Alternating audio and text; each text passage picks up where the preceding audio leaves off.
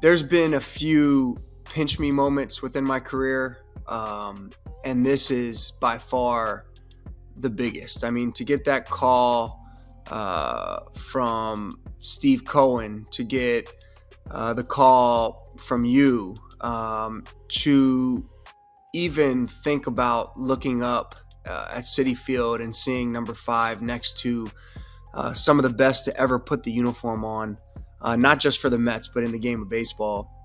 It's one of those surreal moments that, I keep telling myself one of these days I'm going to wake up, from this incredible dream, and I'm going to be, a police officer in Virginia or something like that, like my father. But, it's just an incredible, I can't even say dream come true, because not even in my wildest dreams would I ever imagine that something like this would be happening. Jay Horwitz, a special edition of Amazing Conversations with Mr. David Wright. Do you ever hear of Karnak the Great? No, I have not. You never watched Johnny Carson? I mean, Jay, I'm half your age, so Right. Explain it to me. So I want you to predict 4 o'clock on the afternoon, July 19th, Mets are playing the Reds. You've just been inducted into the Mets Hall of Fame, and you look up on the Citi Field roof, and number 5 is there. What are your thoughts going to be? Man, I'd say hurry up and get it over before they realize I wasn't that good and they take it down. Well, have you written your speech yet? No. In all seriousness, there's been a few pinch me moments within my career, and this is by far the biggest. I mean, to get that call from Steve Cohen, to get the call from you, to even think about looking up at Citi Field and seeing number 5 next to some of the best to ever put the uniform on, not just for the Mets, but in the game of baseball.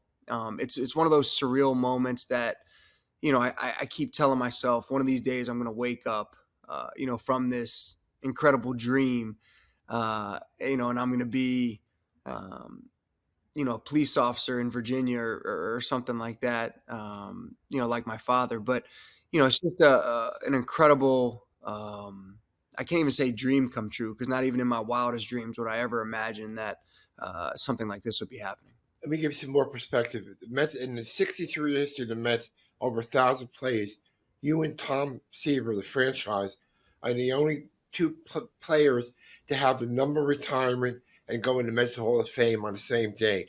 I know you and Tom had a really great relationship. He caught you you caught him at the 2013 All-Star game. How does it feel to be linked with Tom Seaver in Mets history? Now, first of all, Tom and I had a great relationship. He was one of the guys that when I was a younger player, when he was around, would, see if I had 15, 20 minutes, pull me aside, and we'd talk about life, or, what do you do away from the field to keep your mind off of a bad game? Or what do you do away from the field to, kind of curb that excitement of a great game, trying to keep yourself neutral throughout the course of the season. So he gave me some tremendous advice, became a friend. One of my biggest regrets throughout my playing career was not taking him up on his offer for coming up to the Vineyard in Napa and, having some wine with him. I regret that. With that being said, I think it's a bit of a slap in the face to the franchise to be even mentioned in the same. Well, that's not true, Dan. He respected you. I know he respected the way you played the game, and we talked about you a lot. He had a lot of respect for the way you played the game. Why, it's one of the few autographs that I have is a Tom Seaver jersey, right next to my Jay Horwitz bobblehead. So, well, that's close. Jay Horwitz, Tom Seaver, which doesn't belong and why? Well, they're both next to each other, Jay. No, let me see. How does it feel? 14 years in the Mets, one of only 3 players to play 10 or more years with the Mets. You never went to another team. From beginning to end, you were Met. How does it make you feel that every put out home run, double was in a Mets uniform? Proud, I think, is the first word that comes to mind.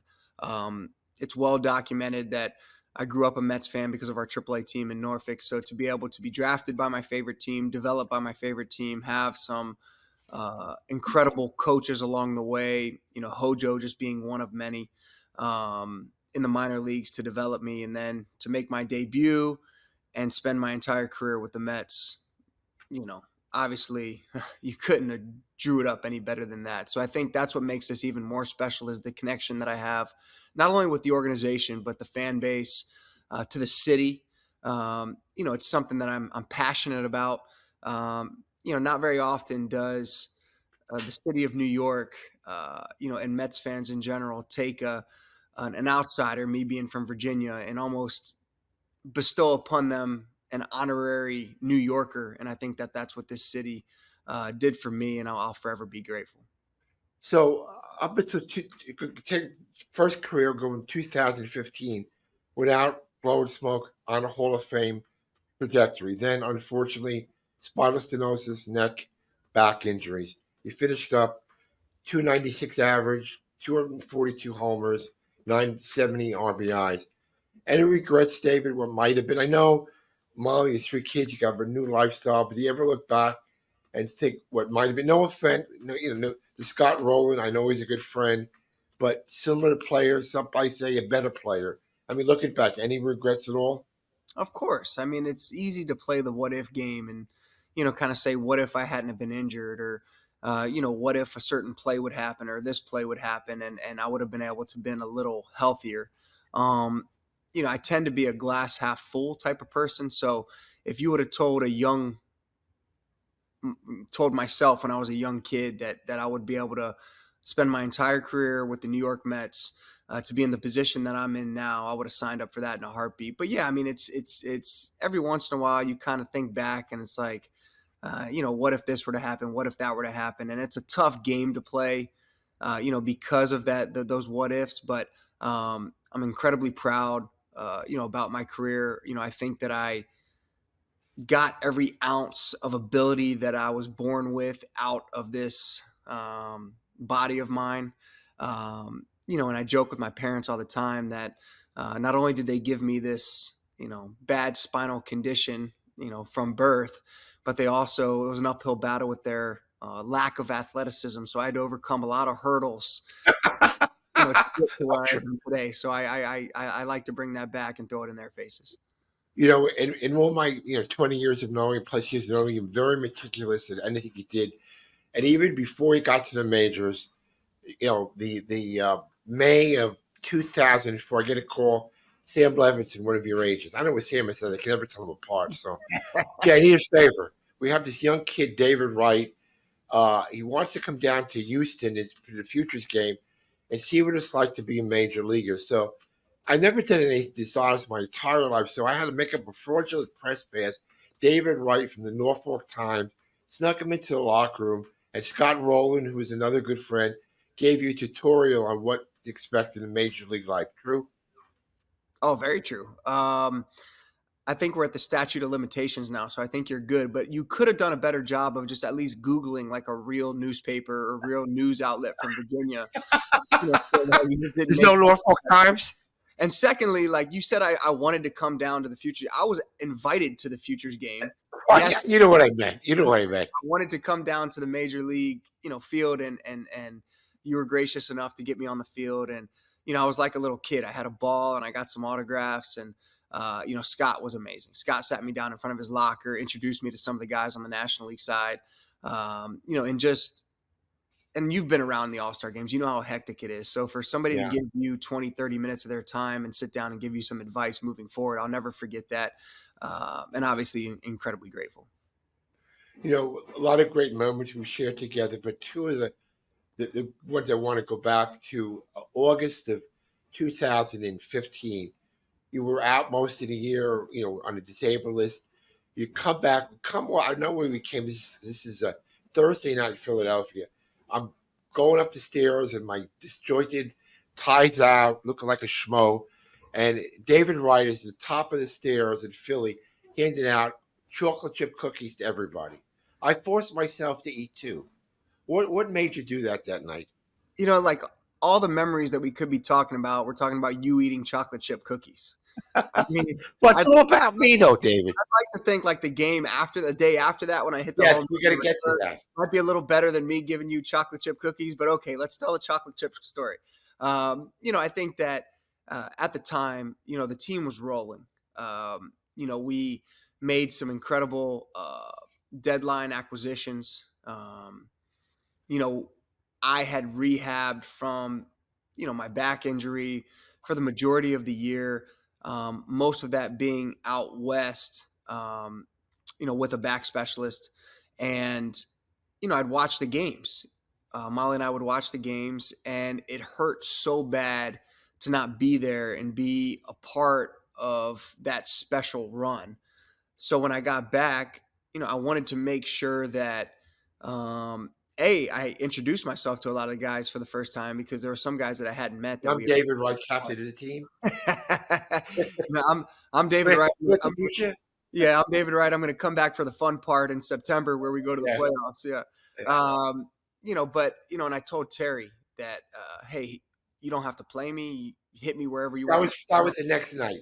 Yeah. I was in the office. We came in. I guess where I'm going with this is I was uncomfortable, not uncomfortable, but I wanted to make sure that I did the right things to not mess up the mojo and the flow of the team. And I thought, a nice way to do that would be to get a smile from the guys' faces. There was a cookie place that we'd always go to in Philly. So I bought a bunch of cookies, had them at the hotel. I think I might have been in full uni also because I brought my You were in full uniform. I brought my uni from the minor league rehab assignment. So in the lobby in Philadelphia at whatever time it was at night, handing out cookies, and everybody's in pretty good shape. And at that point, we're trying to watch what's getting put in our bodies. So you made sure to eat the majority of them. So I think Terry next day, he said, you don't have to play me, Terry. He says, Terry, I think you better. He's third, right? Betting lineup. Yep.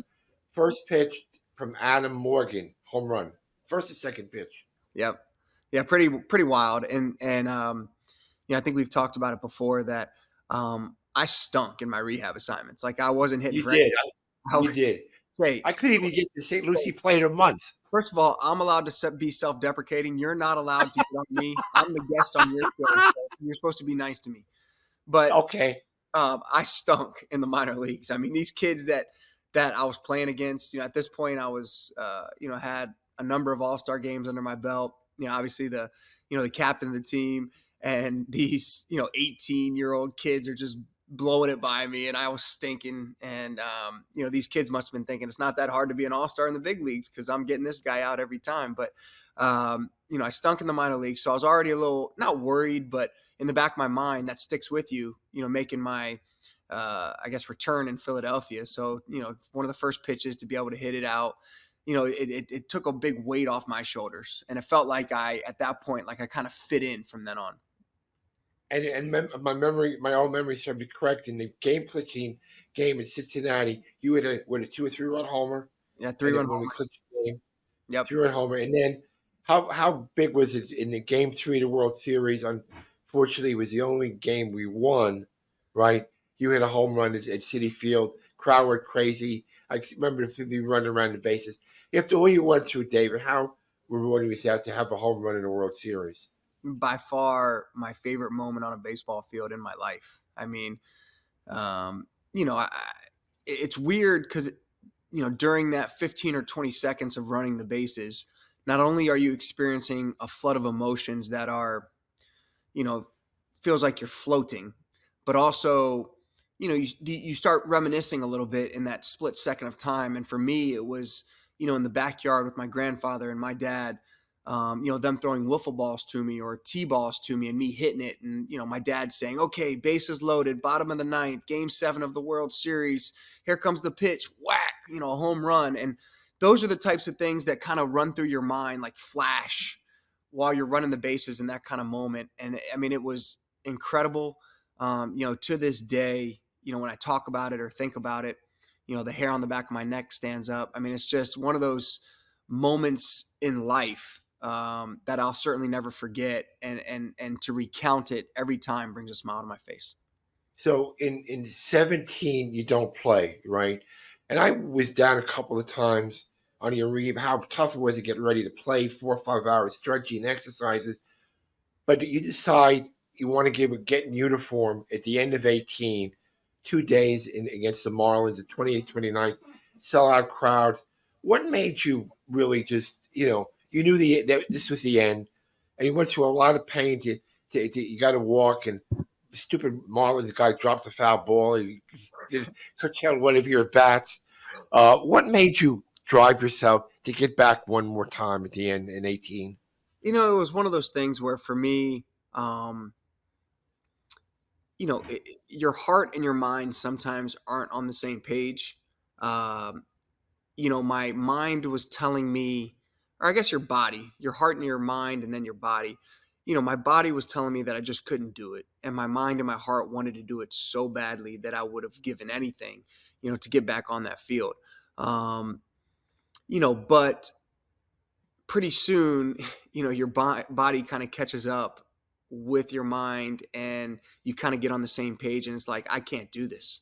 I can't throw the ball, because of some neck stuff that I had obviously have had going on in a previous surgery. My back is just unbearable at times. I'm sitting at third base in these rehab assignments and just hoping that the game goes by fast and they don't hit me the ball, because I don't know what's going to happen if I have to dive or make a weird stretch for a ball. So at that point, I knew that the end was near, and the Mets, were gracious enough to, give me those few days at the end of that year to kind of say goodbye. And it wasn't like this, selfishly, I needed this closure. I really wanted it to be this, for me, a thank you to the city, to the organization, to the fans, to be able to like put my hand up and legitimately say thank you for having my back and supporting me from day one. Because, as we discussed earlier in this podcast, that, the relationship between me and the city and the fan base and the organization, I feel like is just a different one and a deeper one. And the connection is real. And, I wanted to be able to say thank you and goodbye. So the last game, you come out of the game in the fifth inning. Luck has it, the game goes to the 13th inning, and you have to make a speech to the crowd. What were you thinking about?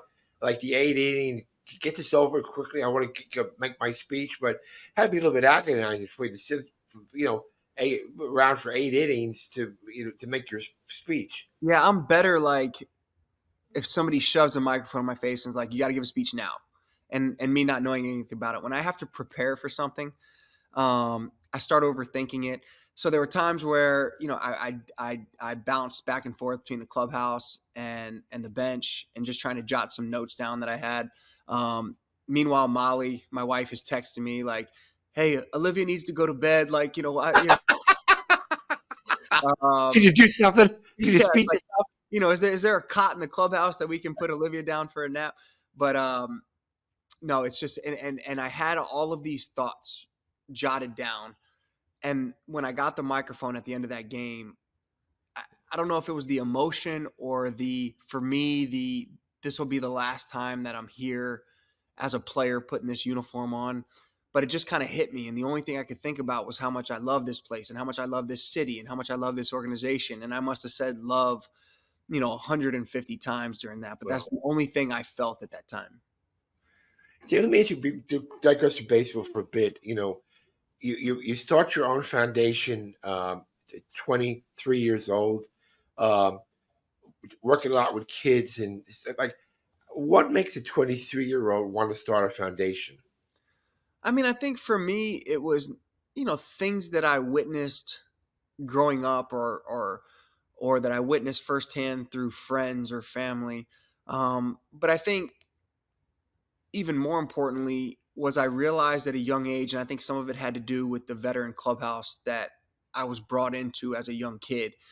But it hit me that, we have a tremendous ability to influence in a good way, um, not only young people and kids and be role models for them, but also to do some good in the community. And by good, I don't necessarily mean donating a ton of money, which obviously is a good thing, but I think sometimes just as importantly is bringing awareness to a cause or showing the future generation of players that will have the same ability to do the right thing and to take this track where we've been blessed and very fortunate to play a game for a living and get paid handsomely for doing it. and being able to give back to that community that has either kind of raised you or helped you grow into the person and player that you are, or to the community that's welcomed you with open arms. And for me, that was both. But I realized at a young age that I had, a little bit of influence to bring some awareness and some, I guess, financial gains to some causes that were near and dear to me. I remember the stuff we did in the Ronald McDonald House, the cancer room there. But Mm-hmm. you also you didn't forget your hometown. Every year we would go down to Norfolk, raise money. I always miss the name. Tell me the King sisters, brothers, uncles, mothers, aunts, Well, whatever. you can simplify it to CHKD, Children's Hospital of the King's Perfect. Daughters in Norfolk, And Virginia. close to $1 million, over And a you were million very dollars. kind when you came down, because not only did you come down as the PR director and help me out with that, but Yes, also, halfway through, you'd go paint your face white and put red laces and come out as Mr. Met. I did. Well, that's why I make the big bucks. Well, another guy, not forgetting your roots and everything. Two guys I know you were influential in your career were Cliff Floyd and Joe McEwing. Hmm. In the beginning, what did you learn from Cliff and Joe? I think that how to be a pro, I think, is what comes to mind, but also little things like, um, you need to be early to the ballpark to put in the work. That some of the most enjoyable times that I spent were in the clubhouse with Cliffy and Joe after a big game or a big win, and kind of going over things that happen in the game and learning, and these guys sharing information with me.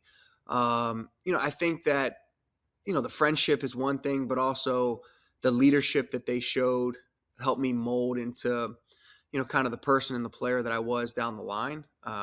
But just really cool to be welcomed by, such a veteran group led by, Joe Mack and Cliffy when I was a young player, to make me feel comfortable. And therefore I felt a little more comfortable, on the field.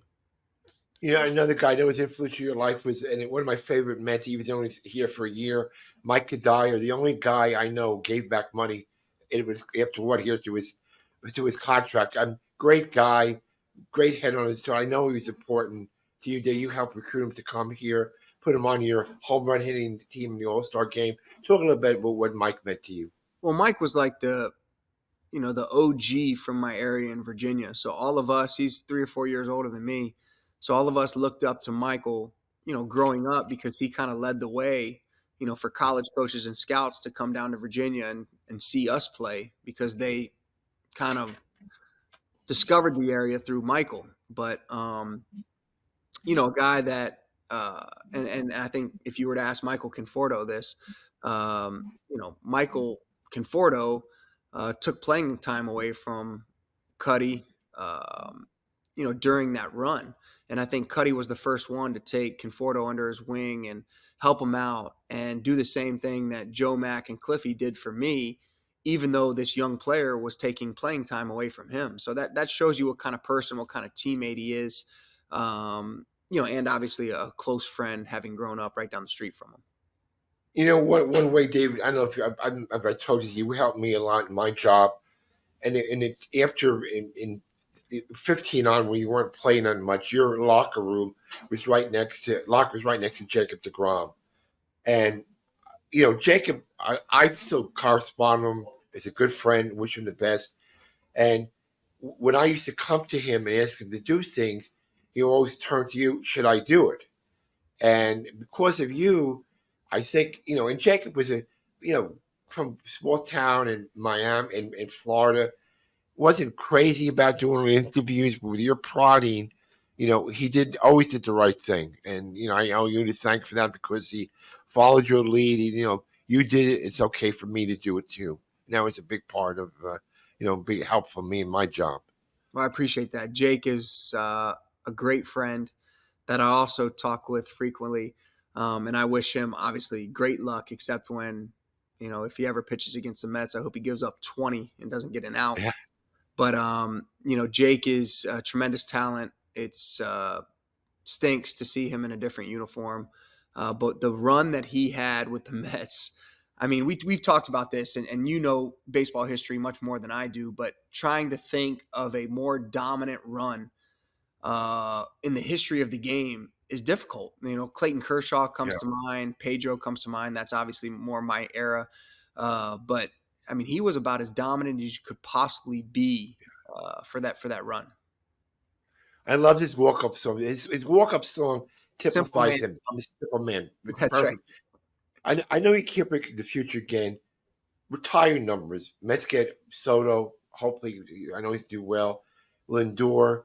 Do you look into the future? Anybody you think has a chance in the future to get your numbers? I know it's all speculation, but Yeah, I mean, anything? I think for me, and I would have answered this question the same way had you asked me, and when I just got caught up, that I would trade this in a heartbeat for a different banner going up, a world championship banner. So I think those guys would say the same thing. But I mean, the way that obviously Lindor has played since the Mets traded for him has been A plus. Actually, everything. I mean, he's had some bumps in the road, and the way he handles those bumps, I think, proves that he's built for New York. And I'm sure Soto's going to No be the same. question. And I'm sure Soto's going to be the same way. It's not all going to be, roses and rainbows from here on out for those two guys. But I think with the leadership that Francisco brings to that team, I think Soto can learn from that. And I'm sure that Francisco is going to kind of help him along the way because Soto played across town, but there's going to be bumps in the road, and that kind of shows what a player's made of is being able to come out on the other end of that even stronger and tougher because you're not always going to get hits, you're not always going to make the place. It's a difficult place. You're under a microscope, but those are two of the best players in the game, and I am excited about 2025. That's for sure. David, I'm gonna let one more, two more questions. I know a lot of people who you invite to your day. Is there one specific guy that fans might know, who was an influence in your life, who you want to be there? Somebody, high school coach, little league coach, and somebody the fans might not know, and you're gonna invite them to the day. Yeah, I mean, I think that I'm a big family guy, so being able to have my family there, my mother, my father, my three brothers, their families, my in-laws, is incredibly important to me. I think my kids are really, really looking forward to it. Um, my oldest thinks that she's a rock star because she threw out the first pitch of my last game when she was 2 years old. So I think she thinks that she's a celebrity because of that. But it's always fun to kind of go back to Citi Field and have my kids, look at Francisco Lindor wearing the Mets jersey and say, "Daddy, you used to do that?" And kind of I puff my chest out a little bit and say, "Yes, I used to do that." So that's going to be a really, really neat feeling. But a guy that's still in the organization that is the bullpen catcher for the Mets, the best man at my wedding, Dave Racconello. We lived together for probably half of my career in New York, and his guidance. He was there for the 2000 World Series, so he knew what it felt like to win. So always asking him questions about how great it would be, if we could win together. It was always cool. So he'll be there more in a working capacity, but hopefully he gets 5 minutes to come say hello as well. David, somebody's worked with you for 20 years. You always did the things the right way. I'll close this. I remember one specific time we had just lost a tough game in Philadelphia. You're probably not going to remember this. Maybe 3:30 in the morning, and some kids ran out for an autograph. The bus was late. You stood and signed. That takes a special kind of person to do that. I mean, you probably don't remember it, but I remembered vividly that. I appreciate that, Jay. And I truly mean this. And to go back to your last question, I'm not just saying this because you're here, but like you've been a mentor to me as well, and close friend. So I think without your guidance and from day one, I also don't think that I'm able to withstand the fury that can be New York sometimes. So very grateful for your mentorship as well. It's my pleasure, and all the Mets fans looking forward July 19th. Hall of Fame, number retirement. Only great Tom Seaver had it happen to him, and no one's more deserving than my old friend David Wright. Stop And using stop using those Tom Seaver comparisons. You're making me incredibly uncomfortable. and by the way, I can't believe by the time this podcast airs, you're going to be 42 freaking years old. That's unbelievable. I know. Really, I never knew anybody that old. I mean, I would say 42 I years would old? say that I hope I age like you, but that would be a lie. 42 years old. Wow, that's crazy. Thank Well, you, Jay. You age well, and last question: coaching with Molly and the three kids. Tell the people what you coach: soccer. How many different teams do you coach with your I got kids? 3. I told each kid I'd coach one sport. So my oldest plays soccer. We lost a heartbreaker in the semifinals for this last fall. Probably poor coaching since I don't know a thing about soccer. My middle's Madison. I coach her softball team. She's a good little hitter. Hits lefty, plays first base, throws lefty. Don't know where she got that from, and then my youngest, I coach his baseball team. He also hits lefty but throws righty, and he likes to play first base and play catcher. So it's fun. Probably last story. A couple of years ago, you told me a story. You coaching one of your kids, and the coach from the other team. You talked before the game start. You do anything in baseball? What's your baseball background? And you never told them who you were.